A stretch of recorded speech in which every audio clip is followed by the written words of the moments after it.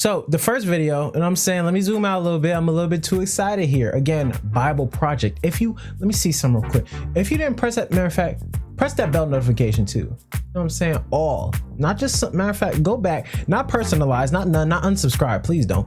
All for the Bible Project, 1000%. And make sure you beat up that like button, because again, Bible Project, they do such beautiful things. 4 million subscribers. They deserve 100 million subscribers because they're doing such amazing work. And again, the video is called The Disturbing But Surprising Wisdom of Ecclesiastes Animated Explainer.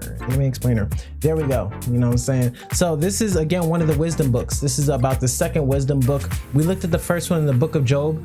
If you haven't seen that, that was a sound effect for my personal editing purposes. So we're going to continue with the wisdom series moving backwards. So let's go ahead and check it out. And again, viewers discretion is advised because this is a heavy book. We're exploring 3 books in the Bible known as the wisdom literature: Proverbs, Ecclesiastes, and Job. And they're all asking the question, what does it mean to live well in this world? So we've looked at Proverbs, who you could think of as a bright young teacher. She's all about pursuing wisdom, an attribute of God that's woven into reality. And she's optimistic that if you use wisdom, you will build a successful life. But then we come to Ecclesiastes, who's more like this sharp, middle-aged critic. And he says, "You think using wisdom will bring you success. You'd better think again, because life here under the sun is meaningless." And that's a phrase he uses a lot in this book. But to understand this book, we have to realize first that we're hearing 2 voices. So first there's the teacher, and we've been calling him the critic. He's the main voice in the book. But he is introduced to us by another figure, the author. And he's the one who's collected the critic's words, and then at the end of the book summarizes everything and gets the final word. So why does the author want us to hear from the critic? Well, he wants to turn your view of the world upside down, and he's going to let the critic explore 3 really disturbing things about the world. And we should warn you, these are pretty intense. Yeah, so the first is the march of time, or as the critic says, Generations come and generations go, but the earth, it's been here long before us and will be long after. No one remembers people from long ago, and all the people yet to come, they too will be forgotten by those who come after them. And so on a cosmic scale, you and I, we are just a blip.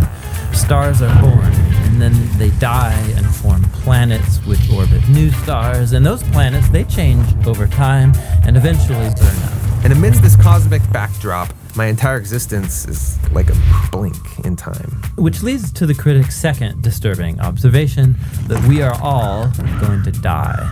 Humans face the same fate as the animals: death. All people, the righteous and the wicked, the good and the bad, those who offer sacrifices to God and those who do not, they all share the same destiny. All this activity and madness, then we all join the dead. Man, this book is depressing. And so is the final disturbing thing for the critic, and that is life's random nature. So in Proverbs, life isn't random. There's a clear cause and effect relationship between doing the right thing and being rewarded. But the fact is that life doesn't always work that way. The critic has observed a glitch in the system. He calls it chance, or in his words, The race doesn't always go to the swift, or the battle to the strong, nor does food always come to the wise, or wealth to the brilliant, or favor to the educated. Time and chance happen to them all. So his point is that you can't really control anything in life. It's just way too unpredictable. So if I want to master life, Then you're setting yourself up for a fall. Now, throughout the book, the critic uses a metaphor to tie together all of these disturbing ideas. Nearly 40 times he says that everything in life is hevel. It's a Hebrew word that means smoke or vapor. Like smoke, life is beautiful and mysterious. it takes one shape, and before you know it, it takes a new shape. And smoke looks solid, but try and grab it, it'll slip right through your fingers. And when you're stuck in the thick of it, like fog, it's impossible to see clearly. Now, our modern translations have lost the metaphor, and they usually translate hevel as meaningless. But if you read closely, the critic isn't saying that life has no meaning, but rather that its meaning is never clear. Like smoke, life is confusing, it's disorienting and uncontrollable. So, what are we supposed to do with all of it? Well, surprisingly, the critic first of all acknowledges the perspective of Proverbs. He says it's a really good idea to learn wisdom and to live in the fear of the Lord. Really? I mean, he just said that doesn't guarantee success. But he knows it's the right thing to do. But secondly, and more often, he says that since you can't control your life, you should stop trying.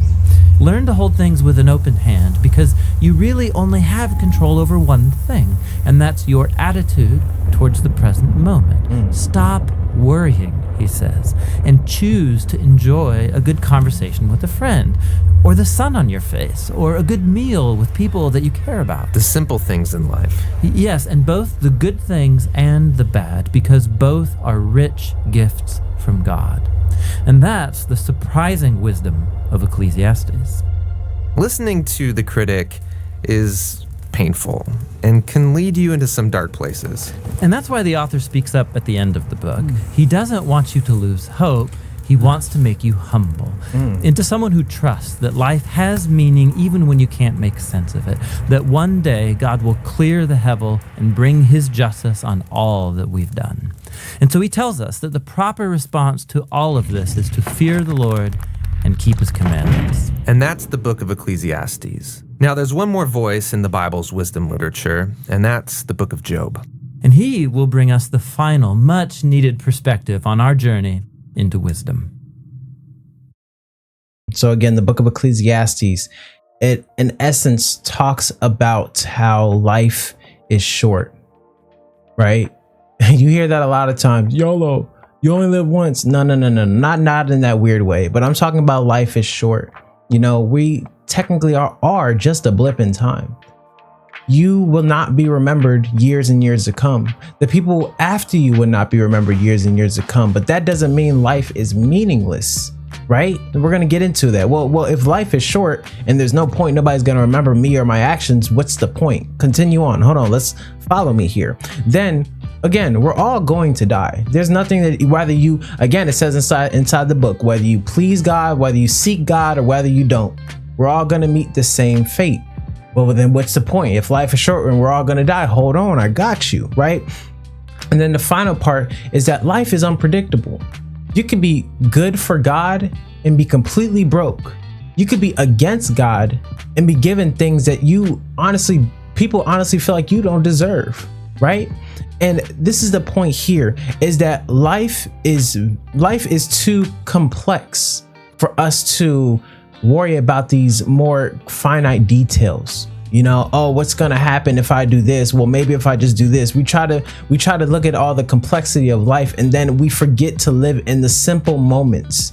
Enjoy what it feels like just to have a good conversation. Enjoy what it feels like just to be in your situation, whether that be good or bad. Enjoy the sun on your skin. Enjoy the sand between your toes. Wash them feet afterwards. You're gonna be itching. You know what I'm saying? So this book is really all about being realistic here.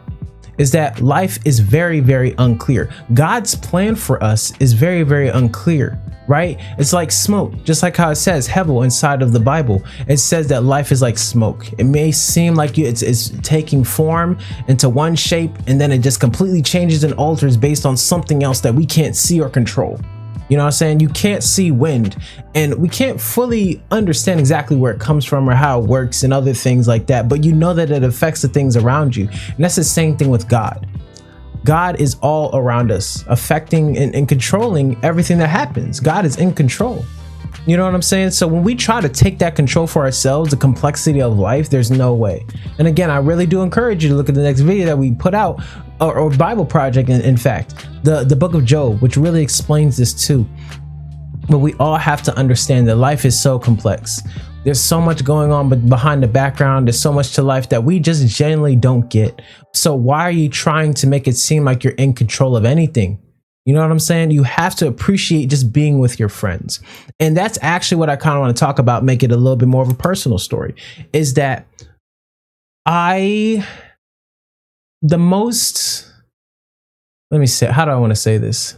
The biggest moves and the proudest moments in my life that I have to gloat about, you know, is because of Jesus Christ, right? He gives me my salvation, but also because of him, I was able to make these scary decisions that seem complex and seem like, oh, all the different worries and fears. Two of those decisions being me moving from Ohio to Texas, and then me going into the military right after high school. Now, these two decisions are probably the hardest decisions I ever made in my life. They're probably the most complex decisions I ever made in my life too. But the simplicity of it is that I felt God pulling me there. I wasn't going to think about me getting shipped off to war. I wasn't going to think about what if I don't have anything or nobody's going to support me in Texas, because that kind of fear will hinder you from growing, you guys. You cannot be afraid to step into something that is fearful. Matter of fact, I could think of a third one too, me starting this YouTube channel. I don't know what I'm doing. I don't know what I'm doing with this stream. I'm learning with you guys. I don't know how to really communicate that properly just to a random camera. It's more so like I need people interaction, but I have to learn this. We have to learn these skills, and do not look at the complexity of it. Simply look at God's will for you. I want to kind of relate this back to the book of Ecclesiastes. Hopefully I'm saying that right. Is that don't look at the complexity of life.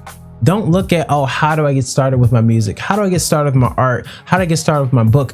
Just get started. And I promise you, this is something that any creator, any person can say. Matter of fact, there's a saying for it, is that the best time for you to have done something was yesterday, but the second best time is today. Don't ever feel like it's too late. My beautiful aunt, Annie, she made her first book in her 60s. And she's at her book signing. Matter of fact, she was at her book signing yesterday. Make sure I contact her, make sure to see, have a conversation, the simple things in life.